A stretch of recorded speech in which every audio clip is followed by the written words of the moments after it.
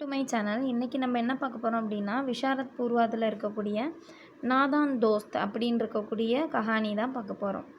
அரியா பிள்ளைகள் இவங்க பண்ணுற ஒரு விஷயத்தை பற்றி தான் இந்த கதையில் கொடுத்துருப்பாங்க. ஸோ அதை தான் இந்த கதையில் பார்க்க போகிறோம். பாருங்கள். நாதான் தோஸ்த் கஹானி கா சாராंश लिखकर கஹானி கலா கி திருஷ்டி சே உஸ்கி விசேஷத்தாயே லிக்கியே. அதாவது நாதான் தோஸ்த் அப்படிங்கிற கதையினுடைய சாராம்சம் அதை எழுதிட்டு கதையினுடைய கலா கி திருஷ்டி சே, அது கலையினுடைய பார்வையில் உஸ்கி விசேஷத்தாயிங்க, அதில் உள்ள சிறப்பம்சங்களை எழுதுங்கள் அப்படின்னு சொல்லியிருக்கிறாங்க. நாதான் தோஸ்த், அறியாத இந்த பிள்ளைகள் பண்ணுற விஷயந்தான் இங்கே கொடுத்துருக்குறாங்க. பிரேம்சந்த் தான் இதை எழுதினவர்.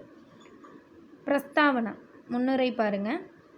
இதை மாதிரி நீங்கள் டைட்டில் கொடுத்துதாம்மா எழுதணும். இந்த சீர்ஷக் மட்டும் கடைசியில் உபசம்ஹாரம் எழுதுறதுக்கு முன்னாடி நான் படிக்கிறது எப்படி படிக்கிறனோ அதே மாதிரியே எழுதிக்கோங்க, ஓகேவா?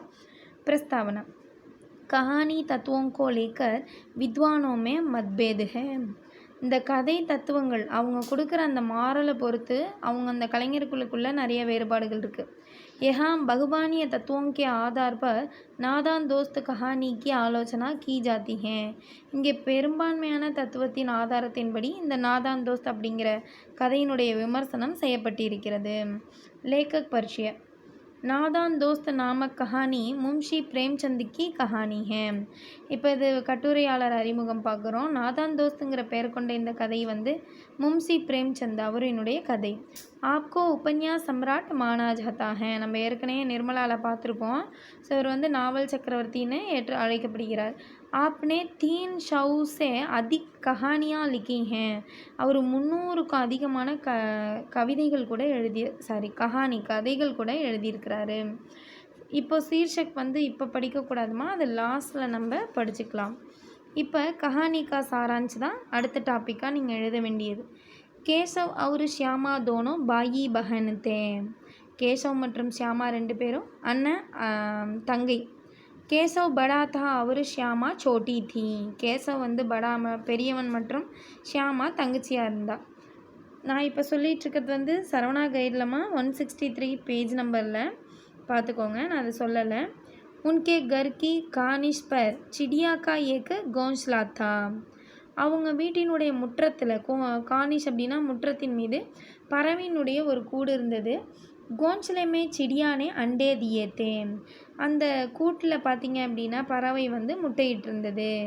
கேசவ் और श्यामा जानना चाहते थे कि चिड़िया के अंडे कैसे होते हैं और अंडों से बच्चे किस तरह निकलते हैं. கோன்ஸ்லே மே அதாவது கூண்டில் பறவையினுடைய முட்டையிட்டு இருந்தது. கேசவ் மற்றும் ஷியாமா தெரிந்து கொள்ள விரும்பியிருந்தனர். என்னென்ன? சிடியா அதாவது பறவையினுடைய முட்டை எப்படி இருக்கும், மேலும் அந்த முட்டையிலிருந்து குஞ்சுகள் எப்படி வெளிவரும், அந்த குட்டி எப்படி வெளியே வரும், இப்படி இஸ்தரக்கே சவுக்கடம் பிரசன்ன, இந்த மாதிரி சந்தேக கேள்வி அந்த குழந்தைகளினுடைய மனதில் எழும்ப தொடங்கிச்சு. இஸ்தரக்கே சவுக்கடம் பிரசன்ன உன் பச்சோங்கே தில்மே உட்டுத்தே தே எழுந்திருந்தன. மகர் இன் பிரச்சனோங்கா உத்தர் தேனே வாலா கொய்யி நஹீதா. ஆனால் இந்த கேள்விகளுக்கு பதில் கொடுக்கக்கூடியவர்கள் யாருமே இல்லை. உன்கே பிதாஜி படுத்தே லிக்தே தே அவர் மாதாஜி கர்கே காமோமே வியஸ்தி. அவங்களுடைய அப்பா படித்து எழுதிட்டு அந்த வேலையில் பிஸியாக இருந்தார், படிக்கிற வேலையில். அவர் அம்மா பார்த்திங்க அப்படின்னா கர்காமோமே வீட்டு வேலையில் ரொம்ப பிஸியாக இருந்தாங்க. केशव और श्यामा ने चिड़िया के अंडों को सुरक्षित रखना चाहा. கேசவும் மற்றும் ஷியாமா 2 பேரும் அந்த பறவையினுடைய அந்த குருவியினுடைய முட்டைகளை ரொம்ப பாதுகாப்பாக வைக்க விரும்பினர். தோஃப்கர்கோ உன்கி அம்மா சோரஹி தீ. மதியம் அவங்க அம்மா வேலையெல்லாம் முடிச்சுட்டு தூங்கிட்டாங்க. கேசவ் ஸ்டூல் பர் சடுக்கர் கோன்ஸ்லே தக் பहुंचा. கேசவ் ஸ்டூல் மேலே ஏறி அந்த கூட்டை போய் அடையிறான். கோன்ஸ்லேமே 3 அண்டே தே. அந்த கூட்டில் 3 முட்டைகள் இருந்தன. கேசவ்னே கப்படேக்கா ஏக் துக்கடா கோன்ஸ்லேமே பிச்சாயா அவர் அண்டோங்கோ உன் பர் ரக் தியா. கேசவ் என்ன பண்ணுறான், ஒரு கப்படேக்கா ஏக்கு துக்கடா அப்படின்னா துணியினுடைய ஒரு பீஸை எடுத்து அந்த கூட்டின் மீது விரிக்கிறான். மேலும் அந்த முட்டைகளை எடுத்து அது மேலே வைக்கிறான். 4 பஜே श्यामा ने देखा कि अंडे नीचे गिर पड़े हैं. 4 மணிக்கு பார்க்குறா ஷியாமா. பார்த்தானா அந்த முட்டைகள் எல்லாம் கீழே விழுந்து உடஞ்சி கிடக்கு. உஸ்னே விஸ்வாஸ் கியா கி பச்சே உட் கயே. அவளுக்கு நம்பிக்கை இருந்தது என்று. என்னென்னு நம்பிக்கை இருந்தது? பறவைகள் பறந்துருக்கும், அந்த முட்டை உடைஞ்சு அதுலேருந்து குஞ்சுகள் வெளிவந்து அவை பறந்துருக்கும் அப்படின்னு இவன் நினைக்கிறான். கேசவ்னே ஆக்கர் தேக்கா அவரு பத்தாயா கி அண்டே டூட் கயே ஹேம். கேசவ் போய் அதை பார்க்குறான். அப்போ தான் அவனுக்கு விஷயம் தெரிய வருது, முட்டை உடைந்து விட்டது அப்படின்னு.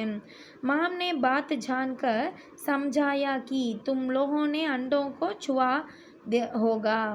அம்மா வந்து விஷயம் அறிஞ்சு புரிய வைக்கிறா. நீங்கள் வந்து என்ன பண்ணியிருக்கீங்க, முட்டைகளை தொட்டிருக்கிறீங்க. சூனேசே அண்டே கந்தே ஹோ ஜாத்தே ஹேம். தொட்டதுனால முட்டைகள் வந்து அழுக்காகிவிட்டன. சிடியா கந்தே அண்டோங்கோ நஹி சேத்தி. பறவை என்ன பண்ணாது, அழுக்குப்பட்ட முட்டையை சேர்த்து கொள்ளாது, அதை உடச்சிரும், தானே தள்ளி விட்டு உடச்சிருமா. கேசவ் கई दिनों तक अपनी गलती पर பச்சித்தாத்தா ரஹா. கேசவ் வந்து தன்னுடைய தவறை நினச்சி ரொம்ப நாள் வரைக்கும் வருத்தப்பட்டுக்கிட்டே இருந்தான் அப்படின்னு சொல்லியிருக்காங்க. அதான் நாதான் தோஸ்த், அறியாத பிள்ளைகள். அவங்க பண்ணுற தவறுனால அந்த முட்டை உடஞ்சி அதில் வரவேண்டிய அந்த குஞ்சுகள் வந்து என்ன ஆயிடுச்சு, அழிஞ்சு போச்சு. ஸோ அதை நினச்சி அவங்க வருத்தப்படுறது தான் இதில் கதையாக கொடுத்துருக்குறாங்க. கத்தோப் கத்தன் பார்க்கலாம். உரையாடல். किसी भी कहानी का आगे बढ़ाने के लिए कथोपकथन ही சகாயத்தா கர்த்தா ஹே. எந்த ஒரு கதையாக இருந்தாலும் சரி, அதை அதை இன்னும் அதிகரித்து செய்வதற்காக, முன்னேற்றமடைய செய்வதற்கு அதோடைய உரையாடல் தான் ரொம்ப உதவிகரமாக இருக்குது. இஸ் கஹானி மே பச்சே ஹி ஜியாதா போல்தே ஹே. இந்த கதையில் குழந்தைகள் தான் அதிகமாக பேசுகிறாங்க, அவங்களுடைய கான்வர்சேஷன் தான் அதிகமாக இருக்குது. இஸ்லியே கதோப்கத்தன் சரல் ஹே. அதனால் உரையாடல் ரொம்ப எளிமையாக இருக்குது. உன்கே சம்வாது சேஹி பத்தா சல்தா ஹே கி வே கியா கர்னே வாலே ஹே. அவங்களுடைய உரையாடலினால்தான் தெரிய வருகிறது என்று அவர்கள் என்ன செய்தார்கள் என்று. தோனோ பச்சோं का आपसी प्यार. 2 குழந்தைங்களும் தங்களுக்குள்ள அன்பு. அம்மாஜி கா டர், அம்மா கிட்ட பயம். சப் உன்கே கத்தனோம் சே மாலும் ஹோத்தா ஹே. இது எல்லாமே அவங்களுடைய உரையாடல்களால் புரிய வருகிறது. இஸ் தரக் இஸ் கஹானி கா கதோப் கதன் உத்தம் ஹே. இந்த வகையில் இந்த கதையினுடைய கான்வர்சேஷன் ரொம்ப சிறந்ததாக இருக்கிறது. அடுத்தது பாத்திர சித்திரன், கேரக்டர் பற்றி பார்க்க போகிறோம். கேசவ் அவர் ஷியாமா தோனம் இஸ் கஹானிக்கே முக்கிய பாத்திர ஹே. கேசவ் மற்றும் ஷியாமா 2 பேரும் இந்த கதையினுடைய முக்கிய கேரக்டராக இருக்கிறாங்க. உன்கி அம்மா கா பாத்திர கவுன் பாத்திர ஹே. அவங்க அம்மாவனுடைய கேரக்டர் இன்றியமையா 2வது கேரக்டராக இருக்குது. கேசவ் அவர் ஷியாமா அப்பனி அம்மா சே டர்த்தே ஹே.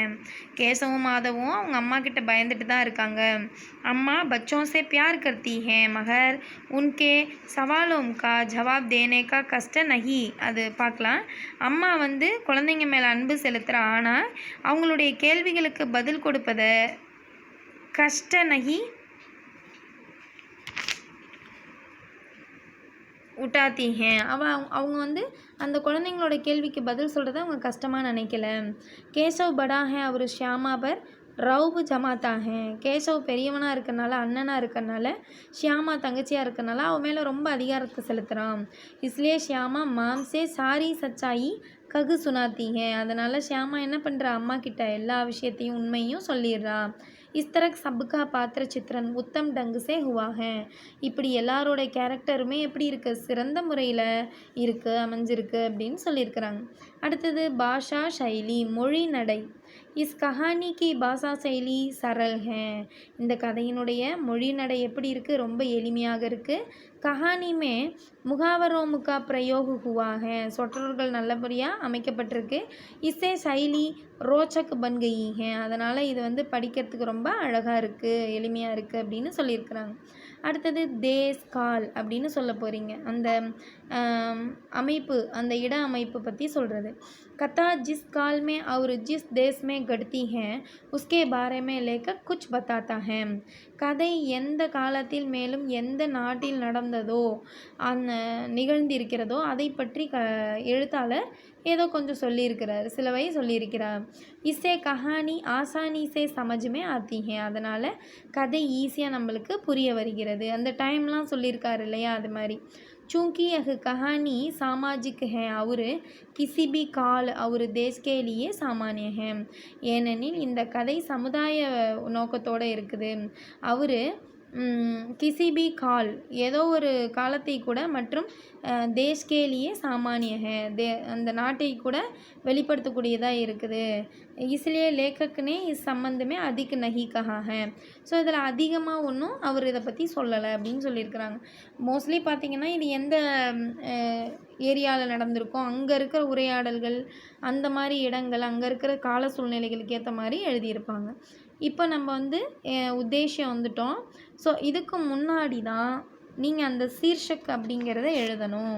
3வது டாப்பிக்காக நம்ம கைடில் கொடுத்துருப்பாங்க. சீர்ஷக்னா தலைப்பு.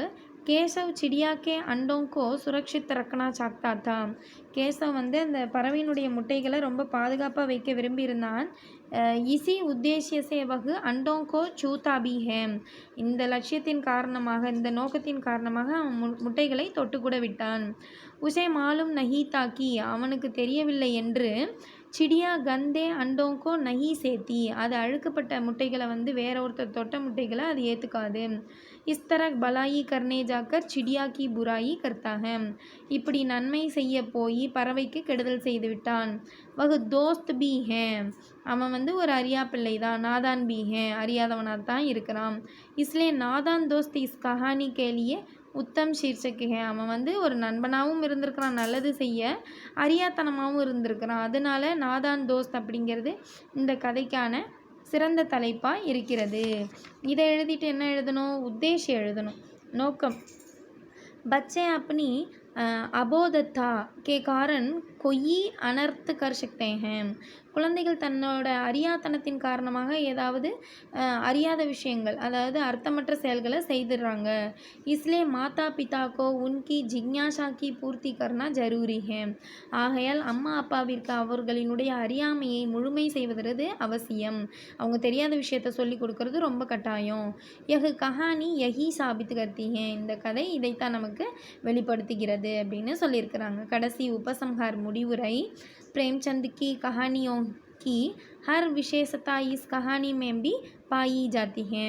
பிரேம்சந்தினுடைய கதைகளினுடைய ஒவ்வொரு விசேஷத்தாவும் இந்த ககானியில் கூட நிறைந்திருக்கிறது. यह बाल मनोवैज्ञानिक कहानी सचमुच अनुपम है. இந்த குழந்தை மனத்தத்துவம் நிறைந்த இந்த கதை வந்து உண்மையிலேயே ஒப்பற்றதாக இருக்கிறது. ஓகேவாம்மா? நாதான் தோஸ்த் பிடிச்சிருந்தா லைக் பண்ணுங்கள், ஷேர் பண்ணுங்கள், சப்ஸ்கிரைப் பண்ணுங்கள். தேங்க்யூ ஃபார் வாட்சிங்.